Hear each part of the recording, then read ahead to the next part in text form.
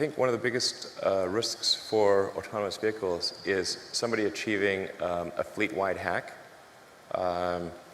In principle, if somebody was able to hack, say, all of the autonomous Teslas, and they'd be like, well, okay, that would be the end of Tesla.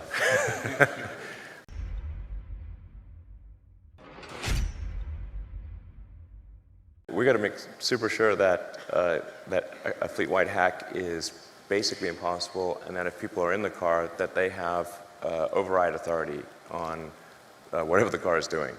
So if the car is doing something wacky, you can press a button that no amount of software can override. That will ensure that you gain control of the vehicle and cut the link to the servers. So that's pretty fundamental.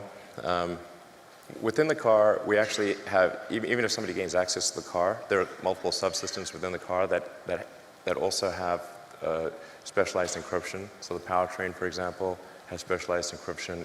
So even if somebody would gain access to the car, they cannot gain access to the powertrain or to the braking system. And but it is my top concern from a security standpoint at Tesla is making sure that fleet-wide hack or any vehicle-specific hack can occur. They have the same problem with cell phones. It's kind of crazy today that we live quite comfortably in a world that George Orwell would have thought was super crazy. Like we all carry a phone with a microphone that can be turned on really at any time without our knowledge, with a GPS that knows our position, and a camera, and well, kind of all of our personal information. We do this willingly.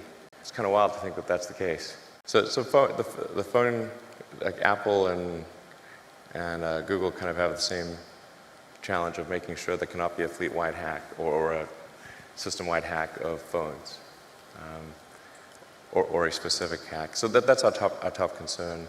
It's going to become a bigger and bigger concern. I think Tesla's, I don't want to tempt fate here, but Tesla's pretty good at software compared to the other car companies. So I think it's going to be a bit like an even bigger challenge for the other car companies to ensure security.